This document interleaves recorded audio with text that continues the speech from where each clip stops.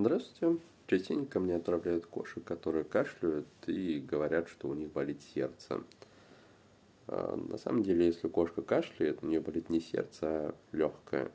Кашлять она будет только если у нее сильно увеличена левая протердия, но это относительно редкая патология. Поэтому, если ваша кошка кашляет, то ищите проблемы в легких и не курите дома. Не используйте всякие вейпы, это тоже считается курением. Кошки на это очень плохо влияют, реагируют.